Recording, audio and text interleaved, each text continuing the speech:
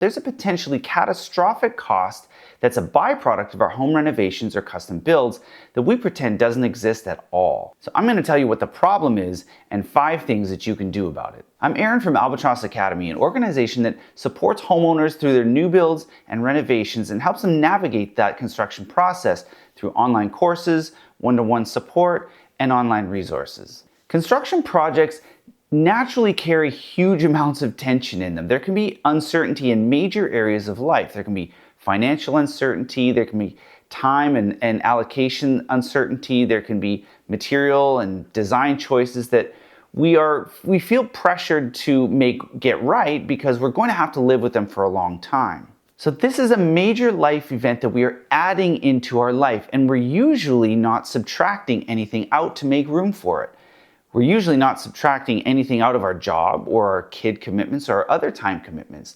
So the first thing that we sacrifice is usually the relationship we have with our spouse or our partner. That's the first thing to go. Now, we're usually not sacrificing the relationship itself, but we're sacrificing the amount of attention and bandwidth that we're able or willing to give it. These construction projects can take a massive toll on these types of relationships, especially if there's a disparity and one partner wants this project really, really badly and the other doesn't want it as badly. If someone wants the new house or the renovation or whatever it is and the other person doesn't want it and it starts to go badly, that's when things get really hairy. If this video is interesting for you so far, click the link in the bio above and grab some of our free resources. There's a builder interview checklist, there's a communication plan, there's a phone interview checklist.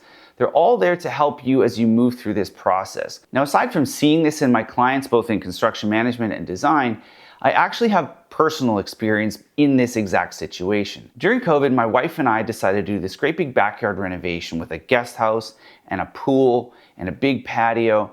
And I desperately wanted this, and she wanted it, but she wasn't exactly that hyped about going through the process. I did everything on this project myself, from the excavation, the concrete formwork, the framing, plumbing, electrical, roofing, drywall, everything. And I say this all not to do like, I did all of it myself, but the point is that this took a huge amount of time.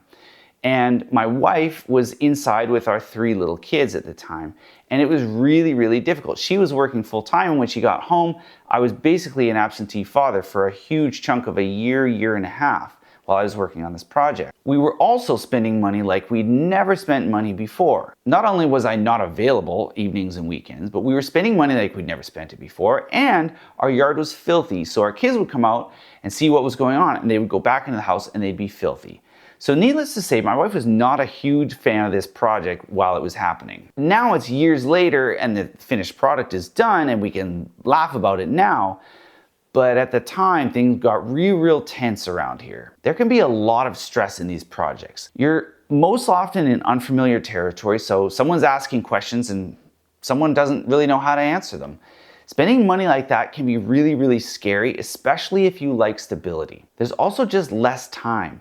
There's more decisions to make and there's less time to make them in. There's less time to talk, there's less time to hang out, there's less time to go on dates, there's less time for everything, and your stress is through the roof. So what can we do to ensure that couples are walking through this process feeling together and feeling like a team? Here are 5 things that you can do that will make this process way easier. The first thing you can do is make sure that you're aligned. Make sure you're aligned on budget, on the schedule, on the quality of the project that you're looking to build, on the size of the project that you're looking to build, and also familiarize yourself with the construction process so that you at least have an idea of what's going to happen. Even if your builder doesn't take the chance or the opportunity to fill you in on what's going on and teach you the construction process, at least you'll have an idea of what's going on and what's coming up next. The second thing you can do is anticipate the stress.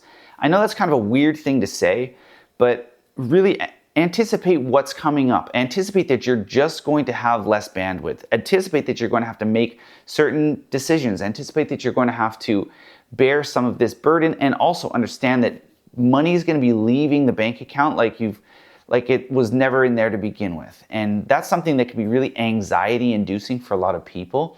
But if you can understand this and anticipate it, then it sure gets a lot easier when that time comes and it's actually happening. Another thing you can do is put some strategies in place to prioritize your relationship.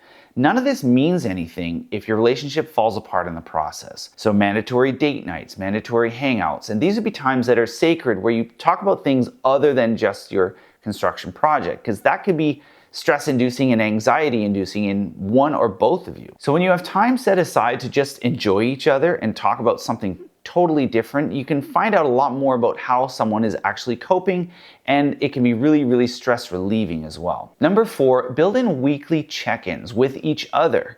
So talk to each other, say, how are you doing? How are you feeling? How is this affecting you?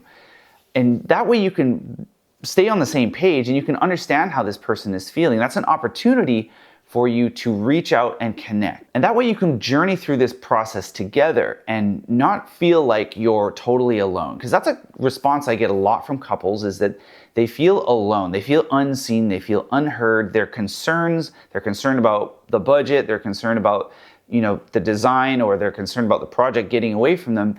And one person feels like, it's not so bad, and the other person feels like, no, it is bad, and this is a really big deal to me, and it does not seem to be a big deal to you. This is echoing an exact conversation that I had with my wife during our project in the backyard. And the last and final and maybe most important thing that you can do is get some resources. At Albatross Academy, we have lots of resources for homeowners and first-time home builders, maybe homeowners going through a renovation, for you to get some knowledge prior to your build, prior to your project, and so you can understand. Basically we're teaching the construction process, and we're teaching you how you can optimize and how you can get ahead of maybe client decision lists, and how you can get ahead of this decision fatigue, and how you can really stay focused in your project. So getting resources and outside help from people who have done this before, like me, worked on over $70 million worth of projects. I've been there before. I've seen clients go through this time and time again, and I can help you. This is a subject that is near and dear to my heart. I've seen this, I've walked this road myself, and I've seen clients go through this. I've seen design clients get divorced at the end of a project, and it breaks my heart, because this should be some of the happiest times of your life, is going through this journey and completing a project. So thanks for watching this video. We'll see you in the next one.